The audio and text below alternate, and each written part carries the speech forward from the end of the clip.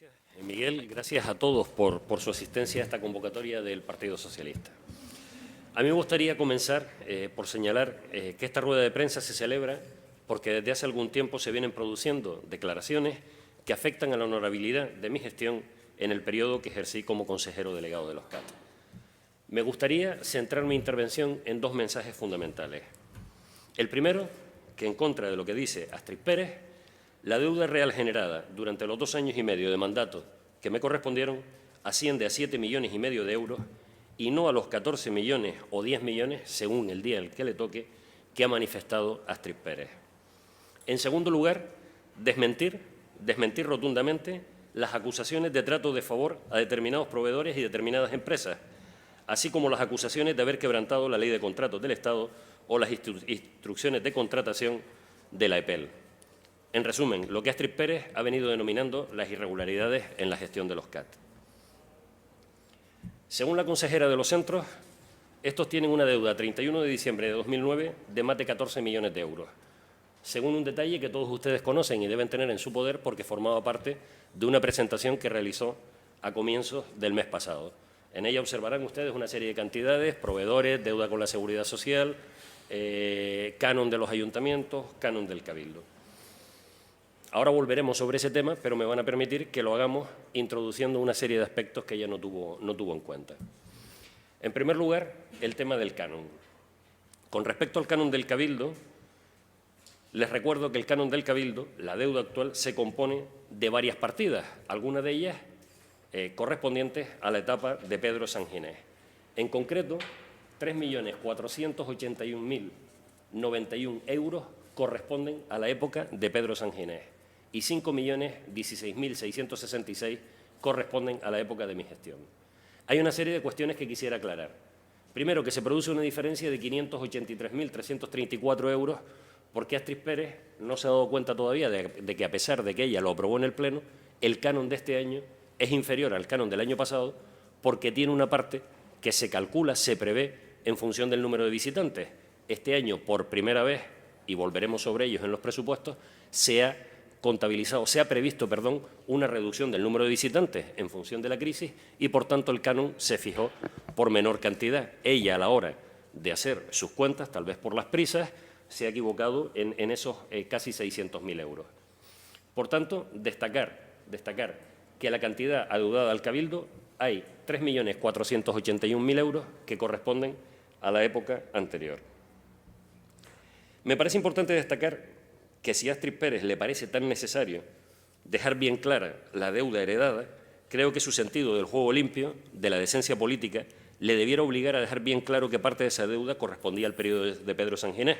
No lo ha hecho, me he visto obligado a hacerlo yo en este momento.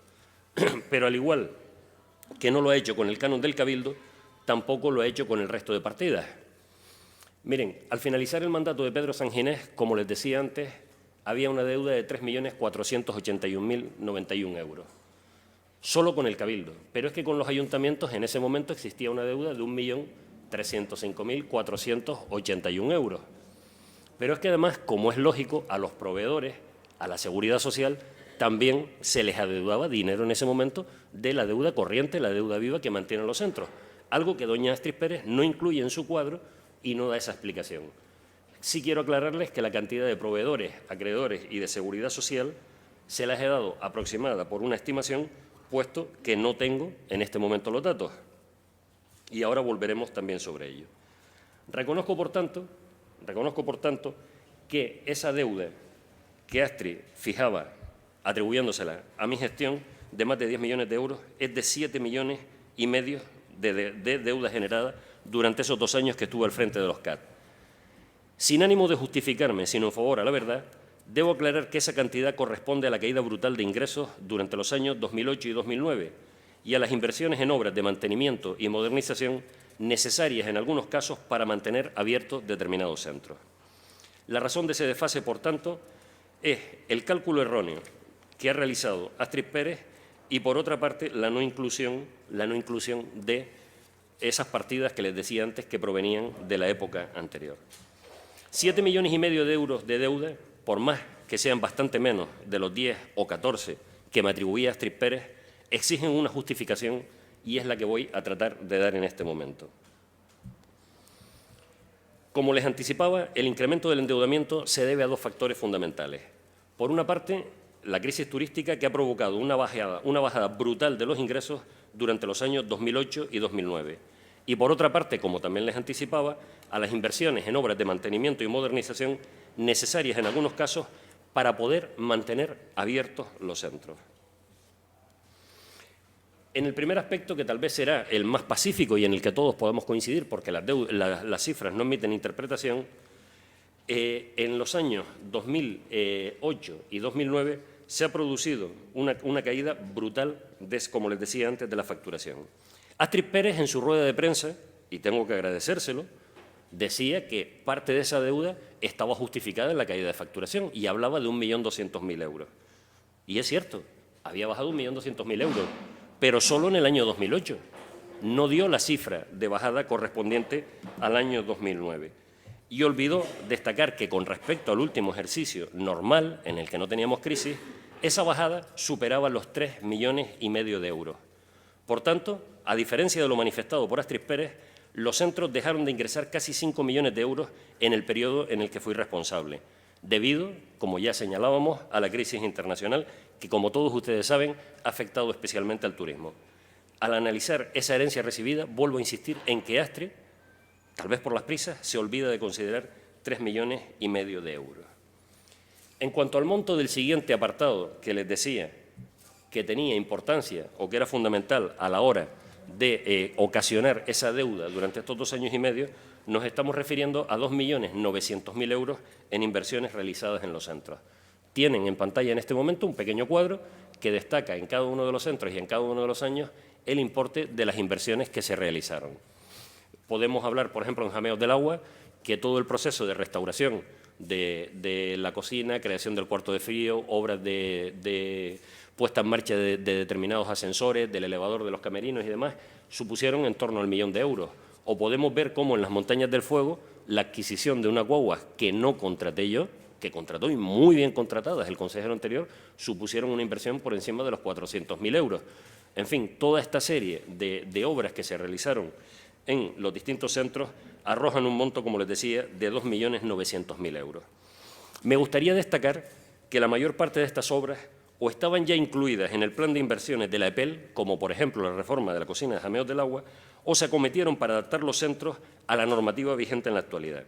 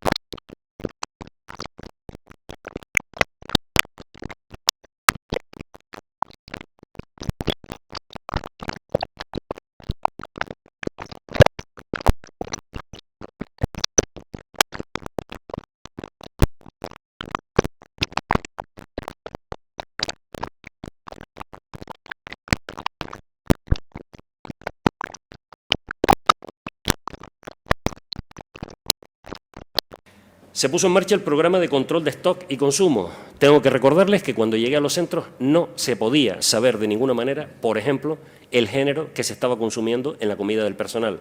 A día de hoy se ha puesto en marcha el sistema de control de autoconsumo. Tengo que decirles que cuando llegué a los centros no se estaban comprobando los inventarios desde hacía meses. Con el programa de control de stock y consumo se ha puesto en marcha. Tengo que decirles que cuando llegué a los centros era imposible saber lo que nos estaba costando en ese momento alguno de los platos que servíamos en los restaurantes. Como tema anecdótico, decirles que se había movido el precio del solomillo en los últimos meses de menos de 10 euros a más de 22 y a lo largo de más de un año eso no había tenido ninguna incidencia en la carta de precios porque nadie calculaba los costos de los productos servidos en restauración. Eso se ha corregido. Se hizo una importante revisión y cambio en los proveedores con criterios objetivos, con precios, con condiciones de servicio, que nos permitieron mejorar la gestión de compras. Se ha realizado un análisis de gestión en el que se entrevistó aproximadamente al 70% de la plantilla de los centros para recoger de todos y cada uno de los trabajadores su valoración de la situación. Ese trabajo no se pudo culminar con las propuestas ya de cambios en la operativa diaria de los centros, pero se ha dejado a disposición de la consejera. Se realizó un diagnóstico de accesibilidad que nos permitirá, cuando la economía lo permita, nos posibilitará que nuestros centros cumplan con los requerimientos de accesibilidad para discapacitados. Se ha realizado además un diagnóstico de riesgos para visitantes, el equivalente a la 18.001, pero con un diagnóstico realizado por una consultora de Tenerife, de tal manera que la consejera tiene en este momento en sus manos la posibilidad de tomar medidas que minimicen los riesgos de nuestros visitantes precisamente por los factores que antes les comentaba. Hemos puesto en marcha o hemos dado los primeros pasos para que estén disponibles las guías de visitas en Bluetooth y, por supuesto, que se ha criticado bastante, hemos contratado una página web, que en este momento la han parado, moderna y con muchísimas más posibilidades de la que existía, por lo menos a juicio de este consejero, que permite introducir cambios y mejorar contenidos a los informáticos y diseñadores del Cabildo sin depender de la empresa que la diseñó, lo que a la larga supone un evidente ahorro económico. Está claro que esa apuesta por las nuevas tecnologías puede o no ser compartida por otros partidos o gestores. Está claro que algunos piensan que puede ser mejor todavía el tríptico y la publicidad estática en soporte de papel. Pero bueno, esta es la opción de cada cual y de los beneficios de cada decisión debemos dar cuenta los consejeros al término de la gestión. Pero vistas las cifras y estas explicaciones, me veo obligado a entrar en un segundo bloque de acusaciones infundadas que Astrid Pérez ha efectuado. Me refiero a su constante recurso a referirse a lo que ella llama irregularidades en la gestión de los centros.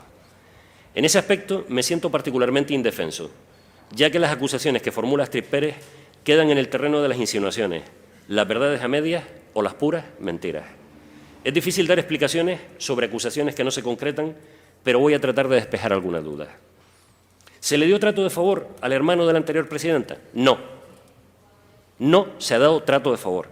Se seleccionaron sus productos, entre otras ofertas, que no podían competir en precio o calidad. Al mismo tiempo que algunos de sus productos no se le pueden comprar y se le compran a su competencia porque no está en precio o en las calidades exigidas por los centros. ¿Se siguieron procedimientos irregulares o se obviaron para favorecer a familiares, amigos o empresas vinculadas al PSOE? No, en ningún caso.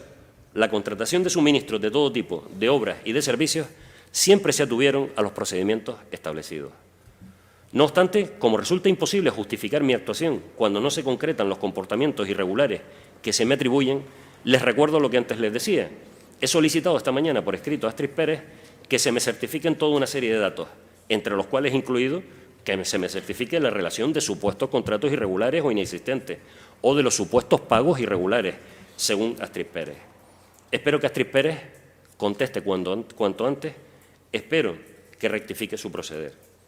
Insisto, no quiero utilizar la empresa pública de los centros, patrimonio de todos los lanzaroteños, para hacer guerra política ni para desgastar al adversario.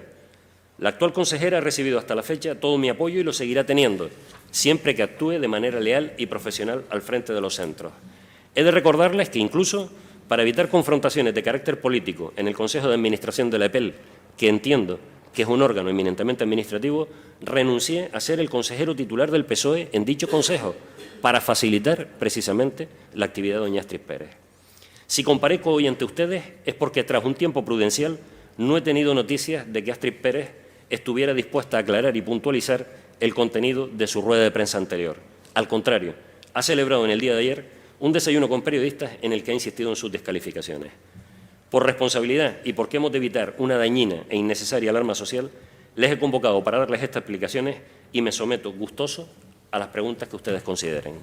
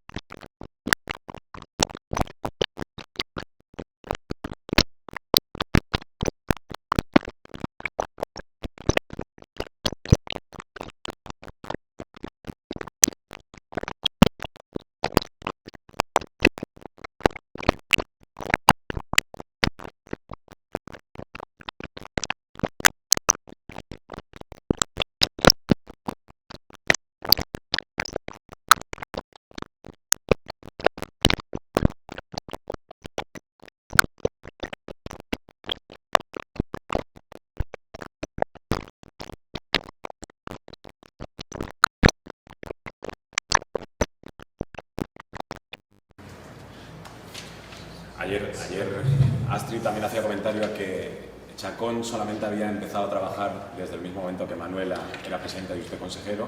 Manuela esta mañana dijo en Punto Radio que no, que anteriormente ya se trabajaba, pero a través de un intermediario. ¿Puede confirmar esta cuestión? Sí, hay algo que me sorprendió, y es que cuando se me propone o se me informa de que se va a contratar con Chacón, se podrán ustedes suponer que hice una pregunta, pero con Chacón, y se ha comprobado sus precios. Mira, es que venimos tiempo comprando muchísimos productos de Chacón, pero a través de un intermediario. ¿Y esto cómo puede ser? ¿Cómo nos puede dar un precio más bajo alguien que se supone que va y les compra? Y bueno, lo mismo que en el resto de las cosas, han sido afirmaciones que estoy en condiciones de demostrar, sobre todo a partir de que se me dé la documentación que he solicitado. En este caso sí hicimos una valoración, y es, si a nosotros nos entra mercancía en este momento que en algunos casos puede estar por debajo del costo, es porque no está entrando la mercancía suficiente. Nadie regala duros a 4 pesetas. Y en ese momento, precisamente con ese intermediario, que además no tenía estructura para la venta, decidimos dejar de comprar. Sobre la amenaza o el aviso de que pueden llevar a tribunales la gestión, ¿es usted le da importancia? ¿Cree que lo van a hacer o simplemente lo dicen y no va a llegar a ningún lado?